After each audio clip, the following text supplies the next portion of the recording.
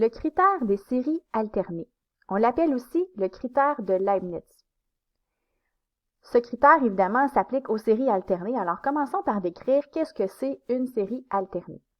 C'est une série qui a des termes qui présentent une alternance de signes. Donc, on pourrait avoir un positif suivi d'un négatif, un négatif qu'on additionne. Ce qui veut dire qu'une série alternée va toujours pouvoir s'écrire soit sous la forme des moins 1 à la n plus 1 fois un certain terme a indice n, ou bien moins 1 à la n fois un terme général a indice n, où la partie a indice n va, elle, être positive strictement. Voilà pour la définition d'une série alternée. Maintenant, quel est leur critère de convergence? Eh bien, une série alternée va converger si la limite de la partie positive de son terme général, donc on laisse tomber le moins 1 à la n ou le moins 1 à la n plus 1, on s'occupe seulement de la partie positive ici. On voit si, à la limite, quand n tend vers l'infini, est-ce qu'on arrive à 0? Donc, dans le fond, ce qu'on se demande, là, c'est est-ce qu'à long terme, on va faire plus 0, moins 0, plus 0, moins 0, plus 0, moins 0, et donc, ça va faire en sorte que la somme de la série va cesser d'augmenter et on va s'en aller vers un nombre fixe, donc il va y avoir convergence de la série. Okay? Si on n'a pas cette première condition-là, c'est sûr qu'il ne pourra pas avoir convergence. Il y a une deuxième condition aussi pour qu'une série alternée converge, c'est que la suite des A indice n, donc toujours la partie positive du terme général de la série, elle doit être décroissante à partir d'un certain terme. Okay? Donc, si ces deux conditions-là sont réunies, alors la série alternée va converger, que ce soit une version qui commence ici par un positif, là, si on fait 1 plus 1, ça fait 2, moins 1 à la 2, ça va être positif, ou qui commence par un négatif, peu importe, mais si les deux conditions sont réunies, il y aura convergence de la série alternée. Si, comme on le disait tout à l'heure, la première condition n'est pas respectée, c'est-à-dire que si à long terme, ce qu'on additionne, ce n'est pas pratiquement 0, c'est sûr que la série alternée va diverger. Dernière chose, si la première condition est respectée, mais pas la deuxième, c'est-à-dire que la suite des A indice n n'est pas décroissante, là, on ne peut pas conclure sur la convergence de la série alternée à l'aide de ce critère-là. Il faudra donc utiliser une autre stratégie si on veut vraiment savoir si la série qu'on étudie converge ou diverge. Donc, ça a l'air un peu lourd, mais il faut se rappeler qu'on a juste deux conditions à vérifier là. Okay? Donc, faisons quelques exemples pour voir ce qui se passe quand on essaie d'appliquer ce critère-là. Premier exemple. Démontrer que la série harmonique alternée converge. Donc, on connaît la série harmonique, c'est la somme des 1 sur n quand n va de 1 à l'infini. Là, ce qu'on a fait, c'est qu'on a ajouté l'alternance de signes. On peut l'avoir de deux façons, soit qu'on commence par un positif ou par un négatif. Okay? Et on aura ce qu'on appelle la série harmonique alternée. C'est un résultat important là, de savoir que la série harmonique alternée converge, puisque ça arrive souvent quand on cherche, par exemple, là, la convergence aux bornes d'un intervalle de convergence pour une série de puissances. On arrive souvent à une série harmonique alternée, donc si on sait qu'elle converge, ça va rapidement pour conclure. Fait que avant d'utiliser ce résultat-là, c'est bien de le démontrer. Alors, on peut le démontrer avec le critère de Leibniz qu'on vient de décrire. Alors, on disait que le critère s'applique aux séries alternées, c'est le cas ici. Alors, on fait la première condition. Est-ce que, à la limite, la partie positive du terme général, c'est-à-dire ici 1 sur n, est-ce que la limite de 1 sur n quand n tend vers l'infini donne bien 0? Oui, c'est le cas. Alors, la première condition est respectée. Parfait.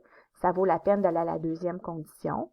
Est-ce que la partie positive du terme général, donc 1 sur n, est-ce que la suite des 1 sur n, ça veut dire 1, une demi, un tiers, etc. Est-ce que c'est décroissant? Bien oui, évidemment, c'est décroissant. Et on peut le démontrer hors de tout doute à l'aide de la dérivée. Si on se crée une fonction continue 1 sur x, continue là, à partir de 1, évidemment, c'est-à-dire qu'on sait que le domaine, ça va être les réels sauf 0. Donc, si on dérive cette fonction-là, on va avoir moins 1 sur x2. Et on sait que sur son domaine, moins 1 sur x2, c'est toujours négatif parce que le x2, lui, va être positif, le 1 aussi, donc on a moins 1 positif, ça fait négatif. Donc, comme la dérivée est négative, la fonction est décroissante et par conséquent, la suite est décroissante. Ce qui fait que on est certain que la deuxième condition est aussi vérifiée.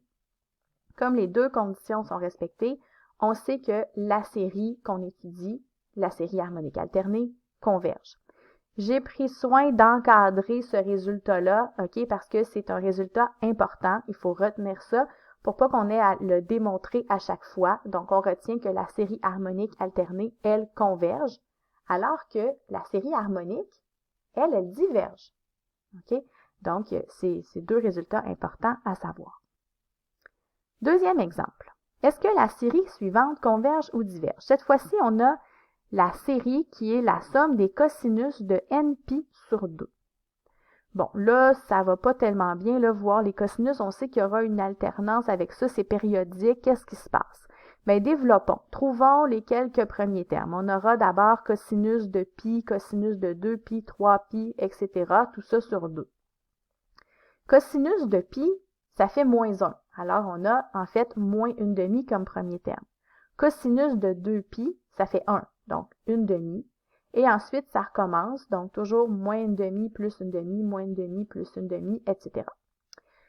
Donc, on a une série alternée qu'on pourrait écrire différemment, c'est-à-dire qu'on pourrait écrire tout simplement que c'est les moins 1 à la n, parce qu'on commence avec un négatif et que n commence à 1, donc on a moins 1 à la 1, ça fait moins 1, on a notre moins pour le premier terme, ça fonctionne, fois 1/2 toujours. Donc ça, c'est la partie positive du terme général. Le a indice n. Alors, première étape, on va aller vérifier si la limite de la partie positive du terme général donne 0 quand n tend vers l'infini. Eh bien non, ça donne 1/2, c'est pas 0. Ça veut dire qu'à la longue, qu'est-ce qu'on fait? C'est qu'on ajoute et on enlève toujours 1/2.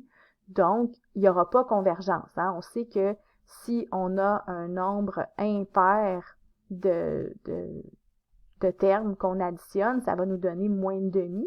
Mais si on en a un nombre pair, ça va donner 0. Okay? Donc, on n'est pas capable de se brancher sur une somme en particulier si on additionne une infinité de termes. Ça va être soit moins 1/2 ou 0. Donc, comme c'est pas fixe, alors il y aura divergence. Donc, on peut dire que parce que la première condition n'est pas respectée, la série diverge tout simplement, mais on peut le comprendre aussi par l'analyse qu'on faisait là, du résultat, soit moins 1/2 ou 0, pour la somme de la série. Dernier exemple, est-ce que la série des moins 1 à la n fois 1 plus sinus de n sur n converge ou diverge? Cette fois-ci, on va y aller avec l'application du critère de convergence des séries alternées directement. Alors, est-ce qu'on a une série alternée? Bien sûr, on a moins 1 à la n qui fait l'alternance de signes et le 1 plus sinus de n sur n, ça c'est strictement positif.